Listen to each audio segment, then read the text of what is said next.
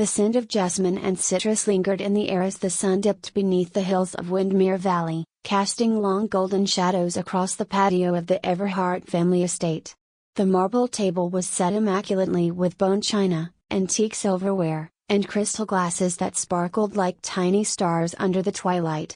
This was no ordinary dinner, it was the Everett's quarterly family gathering, an opulent showcase of legacy, lineage, and, most of all, control. At the head of the table sat Marjorie Everhart, the matriarch whose precision in etiquette was rivaled only by her penchant for dominance. Beside her, Everett Everhart, chairman of the nation's largest private equity conglomerate, cut into his roasted duck with surgical efficiency. Across from them, their daughter Camille adjusted the hem of her designer dress, freshly returned from a weekend networking retreat in Monaco. Their eyes eventually turned to the woman seated toward the far end, next to Marjorie's youngest son, Nolan. That woman was Evelyn March, the scholar, the outsider, and, more importantly, Nolan's wife. "So, Evelyn," Marjorie began, swirling her burgundy wine as though conducting an orchestral crescendo, "still lecturing at that quaint little college upstate? Or have you finally decided to pursue something practical?" Evelyn's spine straightened slightly, though her smile remained gracious. "Actually, I was recently appointed as chair of the economics department at Westbridge Institute. I'm also leading a multi-agency study in macroeconomic stabilization." Everett gave a low chuckle, placing his knife and fork down. "Economic stabilization, huh? So, theory. That's the problem with academics. Always scribbling equations, never touching real money. In the field, we learn by moving capital, not lecturing about it." Camille, now the executive director of strategy at Everhart Capital, smirked while checking her phone. "No offense, Evie. But it's a bit hard to get excited about lectures on systems thinking when we're closing 9-figure acquisitions." Nolan reached for Evelyn's hand under the table, squeezing it gently. She returned the gesture, but her gaze never left the swirling depths of her untouched wine. To them, her work was ornamental, a curiosity, nothing more.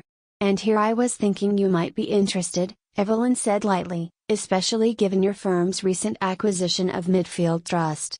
The laughter faded for a brief moment. "How do you know about that?" Everett asked, only mildly amused. "I keep up with market news," she replied, hiding her knowledge that the deal had far more implications than the Everetts realized. Marjorie leaned forward, faux concern coating her voice. "Well, if lecturing becomes too tiresome, Everett's always looking for bright minds to manage compliance documents or help with internal audits. Entry level, of course." "I appreciate that," Evelyn replied, her tone as smooth as silk and just as cutting, "but I'm actually finalizing a risk analysis report for a federal task force. Midfield Trust plays a central role in it." Camille scoffed, muttering something under her breath about paper-pushing professors. Evelyn let it slide. Let them speak. Let them believe she was merely book-smart, naive to the real mechanics of wealth. That evening, as they clinked glasses and toasted to another record-breaking quarter, none of them knew that the very institution they just acquired was under quiet federal scrutiny, and Evelyn was the one leading the charge. Later, in the car on their way back to their modest craftsman-style home, Nolan sighed. "I don't get it. You're brilliant. You lead national studies. Why don't they see that?" Evelyn gave a small, tired smile. "Because they don't want to. People like your family think power comes from visibility, status, influence, connections. But real power? Real knowledge? It's invisible. Quiet. And right now, they're about to feel it." She glanced down at her phone. Another message had arrived, classified, encrypted. The Treasury Department was confirming a Monday morning session. Her report had just reached critical mass. Evelyn March, the woman who'd been ridiculed as just a teacher, was about to shatter the illusion of invincibility that the Everetts wore like armor. The wind howled outside Evelyn's study as she wrapped herself in a wool cardigan and stared at the glowing spreadsheet on her laptop. The house was quiet, the ticking of the vintage wall clock punctuating the silence like a metronome. While the world outside prepared for another mundane week, Evelyn March was finalizing the most consequential report of her life. Her title was long: Chief Analyst, Federal Task Force on Economic Vulnerability and Institutional Risk. But her role was deceptively simple: find cracks in the financial system before they turned into earthquakes. Over the past 8 months, Evelyn had quietly pieced together a complex puzzle, layer by layer, spreadsheet by spreadsheet. What started as a routine audit of regional financial institutions had morphed into a damning exposé of mismanagement, over-leverage, and systemic fraud, centered squarely around Midfield Trust. And, by extension, Everhard Capital. A secure message blinked on screen. Jonathan Lowe, Department of Treasury. Preliminary indicators validated. Leverage ratio 47% higher than reported. Need full assessment by Sunday midnight. Collins wants a closed-door review first thing Monday morning. Evelyn's fingers danced over the keyboard. Copy. Report at 97% completion. Final models running tonight. Confirming derivative valuation anomalies. She leaned back, massaging the base of her neck, mind reeling. The data was damning. Midfield Trust, recently acquired by Everhard Capital in a headline-grabbing deal, was little more than a financial mirage. The assets on paper were bloated by nearly $9 billion. Several of their debt portfolios were wrapped in obscure instruments, untraceable, intentionally ambiguous, and alarmingly vulnerable to interest rate volatility. Evelyn's modeling software beeped softly. Simulation results were in.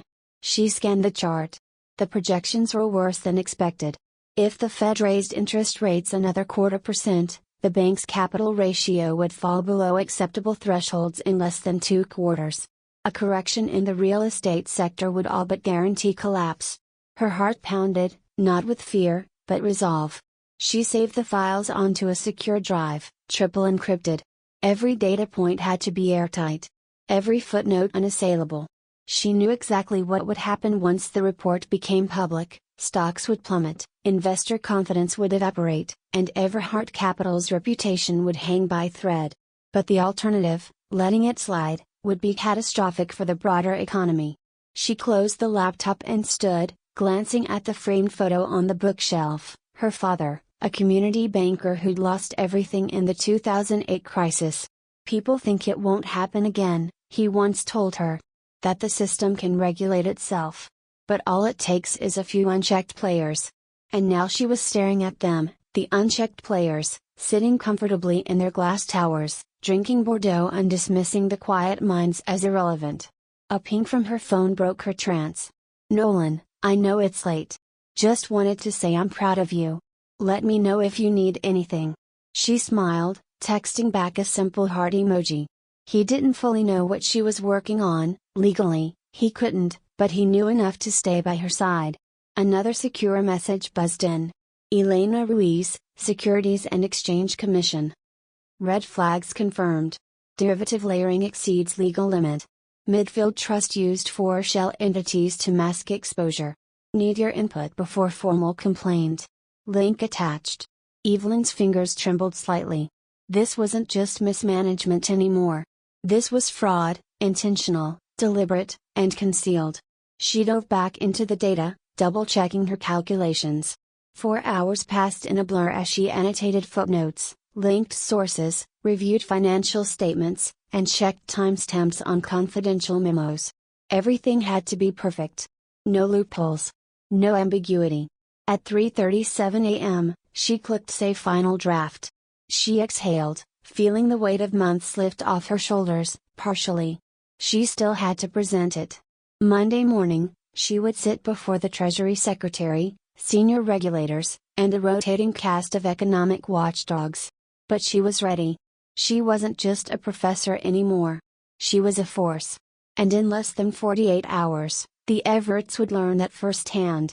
As she shut down her computer, Evelyn glanced once more at the Everhart family photo taken during their last dinner: Marjorie's raised eyebrow, Everett's patronizing smirk, Camille's vacant scroll through her phone. They had made her feel small. But numbers didn't lie. Models didn't flatter. And now, reality would deliver the lesson they never thought they needed. She reached for her tea, now cold, and poured it down the sink. Monday would be long. But it would also be just.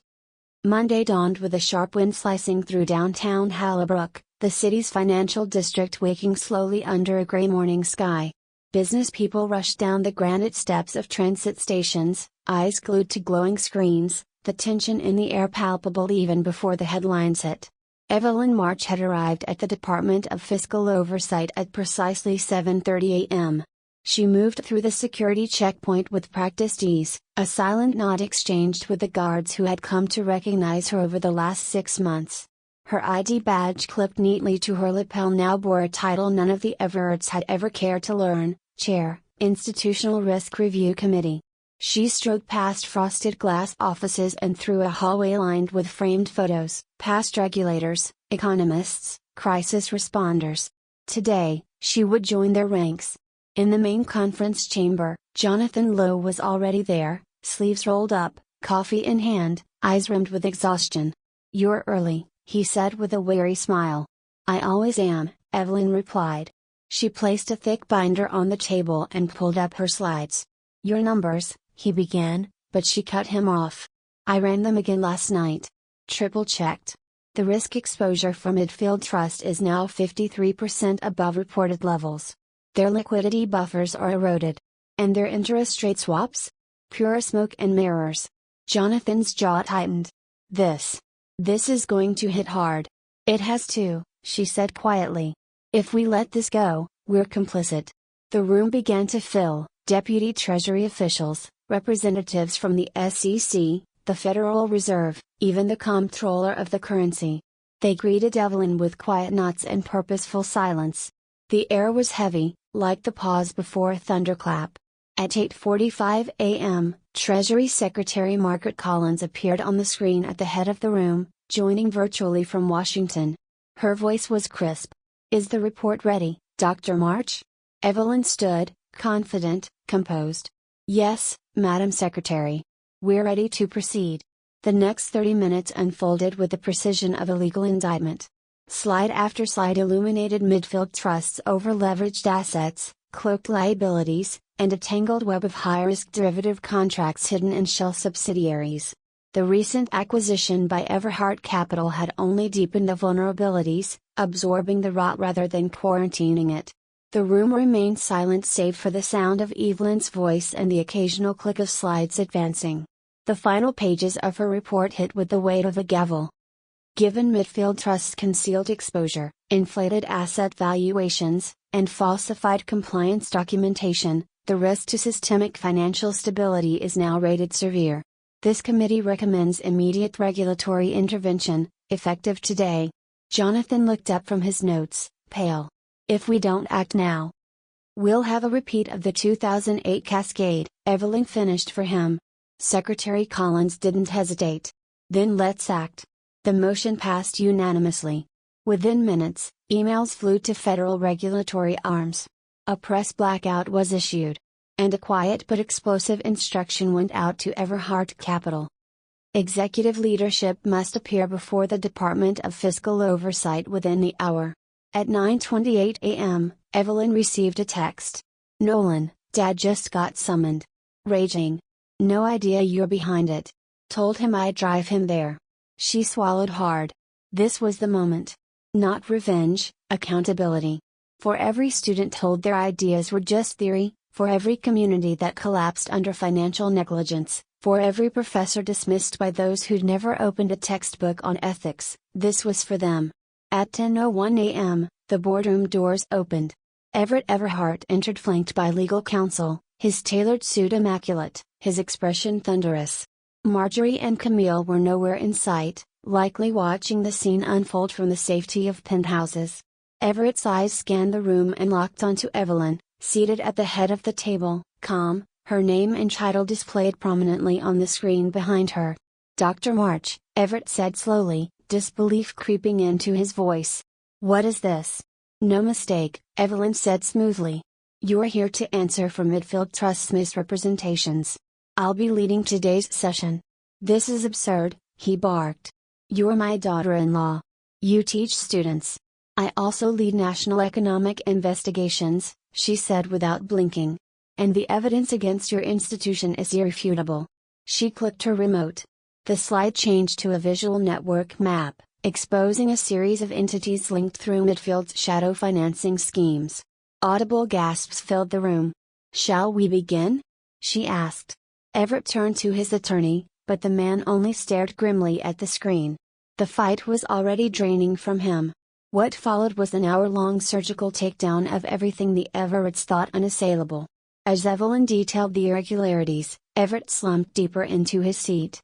Every number had a source. Every claim had documentation. Every accusation was backed by airtight analysis. Near the end, Everett tried once more. "You could have warned us," he muttered. "You could have said something at dinner. At least given us a chance to fix it." Evelyn didn't smile. "Would you have listened? When Marjorie offered me an admin job at your firm? When Camille laughed at my research?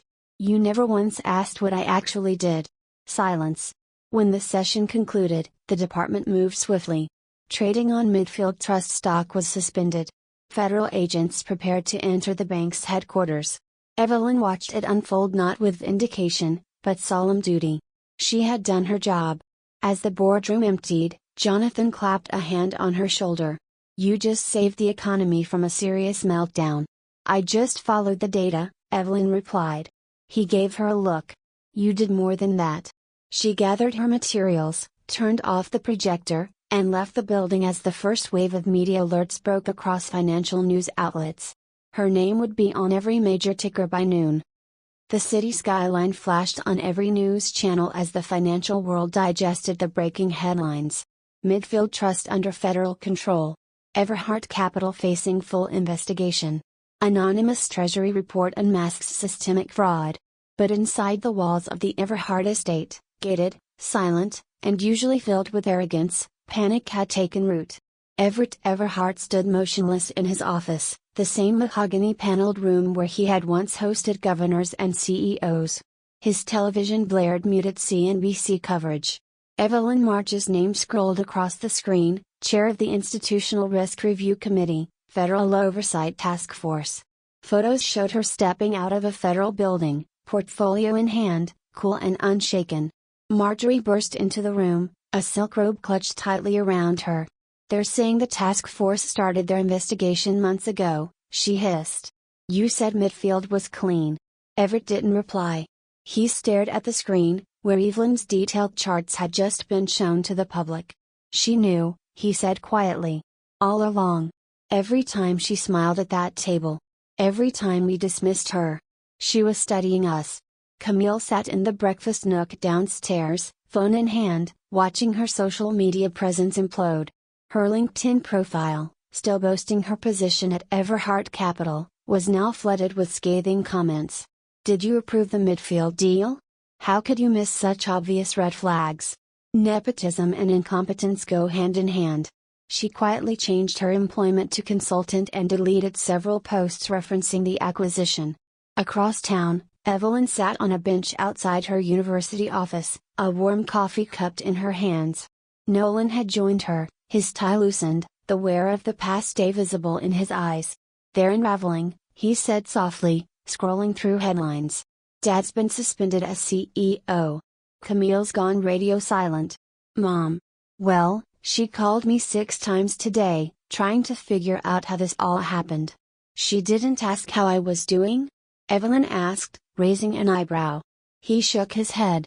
"She's not there yet. But she's scared." For the first time. Evelyn sipped her drink and looked out over the campus quad. Students were gathered around a digital bulletin board where her face was now pinned beside an announcement about an upcoming lecture. Her banking ethics in modern finance class had tripled in enrollment overnight. "What about you?"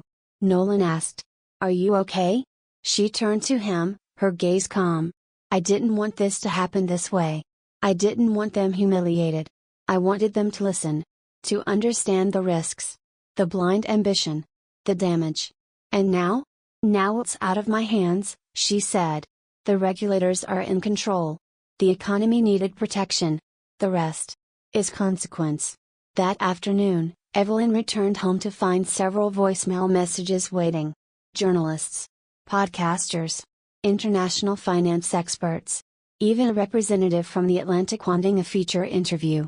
But one message stopped her in her tracks. "Evelyn. It's Marjorie. I didn't know who you really were. I suppose I never bothered to find out. If you have time, well, if you ever wish to speak, I'd like that. No agendas. Just to understand. Evelyn stared at the phone for a long time. The following weeks were a whirlwind. Federal audits uncovered widespread irregularities throughout Everhart Capital. Several executives resigned under pressure. Midfield Trust was broken up and its assets redistributed to smaller, more stable institutions. Evelyn's risk model became the new benchmark, adopted by major regulatory agencies and financial firms alike.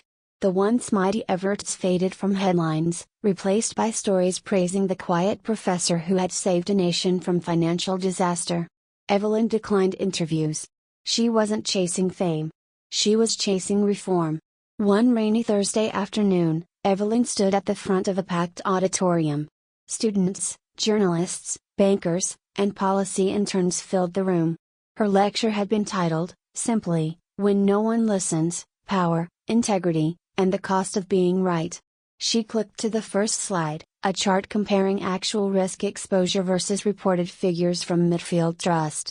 This is what being underestimated looks like, she began. And this is what happens when no one in power stops to question themselves. The room fell into rapt silence as she told the story, data first, then lessons. She never once mentioned the Everetts by name. She didn't have to. Everyone knew. After the session, students lined up to speak with her. Some brought resumes. Others, stories of being overlooked. She listened to everyone. Outside, as she made her way down the steps, she found a familiar figure waiting. Marjorie. Dressed simply for once, a long gray coat over dark slacks, no diamonds, no entourage. She looked older, smaller somehow. I didn't expect you here, Evelyn said, surprised. I've been watching, Marjorie replied. I had to. Your lecture. I never imagined. Her voice trailed off. Evelyn didn't press. I want to apologize, Marjorie said finally. Not because of what happened to Everett or Camille. But because I raised a family that thought it was okay to ignore intelligence if it didn't wear the right suit or sit at the right desk. You didn't just warn us. You gave us a chance to see truth. And we failed. Evelyn nodded once. Thank you. I was hoping, Marjorie added cautiously, that you and Nolan might join us for dinner. A small one. Nothing fancy. Just family. Evelyn hesitated, then smiled. Less talk of mergers, more talk of books? Marjorie chuckled, a sound Evelyn had never heard from her before. Deal. That evening, Evelyn walked back through the campus, the glow of lamplights catching in puddles as the storm passed. She paused near the economics building, where her name now appeared under the words, Distinguished Faculty Chair in Financial Systems Integrity. She stood there for a moment, letting the quiet settle. The fall of the Everetts hadn't been her goal. But perhaps, just perhaps, the rebuilding could be part of something better. 1 year later, the Everhart name had become a cautionary tale in finance textbooks, not for its grandeur, but for its collapse. And Evelyn March, once underestimated and dismissed as just a teacher, had become one of the most respected voices in economic oversight and reform. Her days were now split between Washington and Westbridge Institute. At the Department of Fiscal Oversight, she chaired panels on regulatory restructuring. At the university, she lectured on economic ethics, financial systems resilience, and the psychology of institutional failure.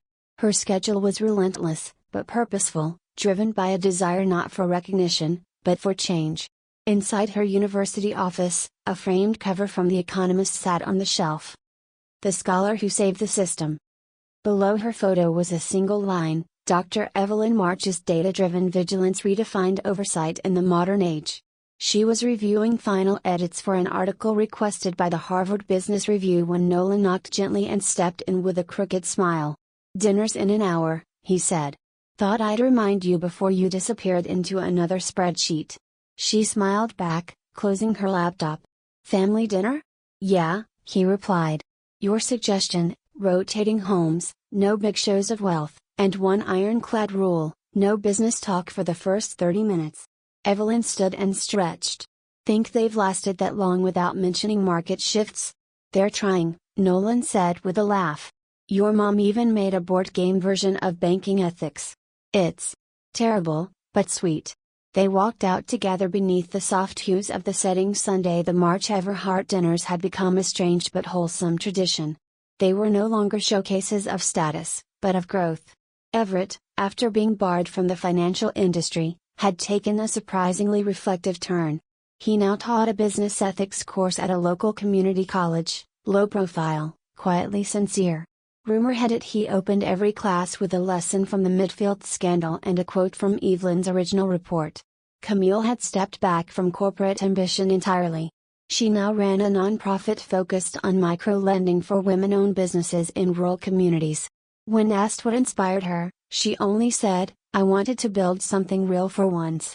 And Marjorie, once the sharp-tongued queen of social circles, had become Evelyn's most passionate partner in promoting financial literacy.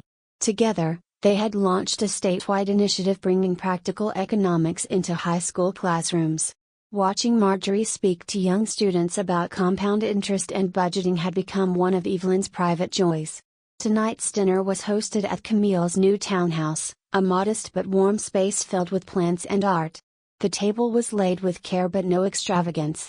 As Evelyn entered, laughter met her ears, unforced, familial, even joyful. "You made it," Marjorie called, wiping her hands on a kitchen towel. "And look, I didn't even burn the lasagna." "That's progress," Nolan whispered with a grin.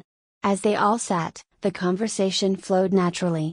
Nolan spoke about a tech startup he'd begun advising. Camille shared updates about a co-op bakery launched through her nonprofit. Marjorie asked about Evelyn's new curriculum pilot for underfunded districts. No tension. No veiled condescension. Just people, learning how to be better to each other. Midway through the meal, Everett cleared his throat. "I've been meaning to ask, Evelyn. You never wanted revenge, did you?" Evelyn paused, then set her fork down. "No. I wanted accountability. Not for your sake, but for the people who would have paid the price if Midfield had collapsed unchecked. For the small business owners who never read quarterly reports but trust their banks. For the students in my classes who believe ethics and economics must coexist." Everett nodded solemnly. "And you were right." Marjorie raised her glass. "To Evelyn," she said, "for showing us the difference between power and responsibility." Everyone joined the toast, their glasses clinking in quiet celebration. Later that night, Evelyn sat alone on the porch swing as the stars emerged overhead. Nolan joined her, handing her a warm mug of chamomile tea. "Think they're really changing?" she asked softly. "I think they already have," he replied. "You showed them how." Evelyn tilted her head back, letting the cool night air wash over her. The journey hadn't been easy. The wounds of dismissal, disrespect, and invisibility still lingered in quiet corners of her memory. But she had never needed revenge. She had needed recognition, not of ego, but of purpose. The next morning, she returned to her office to find a new email. From U.S. Department of Education. Subject: National Curriculum Proposal. Message: Dr. March, we would like to consult with you on integrating financial systems education into all public high schools. Your expertise could shape the economic literacy of future generations. She smiled. As she prepared her reply, students passed outside her door, many now inspired by her story, eager to learn not just theories, but the integrity behind them. Her lectures were packed, her office hours always full. And in the back of each class sat a framed quote, one she often recited on the first day. "Being underestimated isn't a weakness, it's a disguise for strength." Her phone buzzed with another message, this time from Marjorie, sharing photos from their last financial literacy seminar. "They asked me to explain derivatives. I used your board game idea. It kind of worked." Evelyn laughed, tapping out a reply. "Progress, not perfection. Proud of you." And as she returned to her charts and models, she felt not vindicated, but fulfilled. Her legacy wasn't just the collapse of a flawed empire. It was the rebuilding of understanding, integrity, and shared wisdom. It was never about proving herself right. It was about doing what was right. And that, she now knew, was the most powerful lesson she'd ever taught.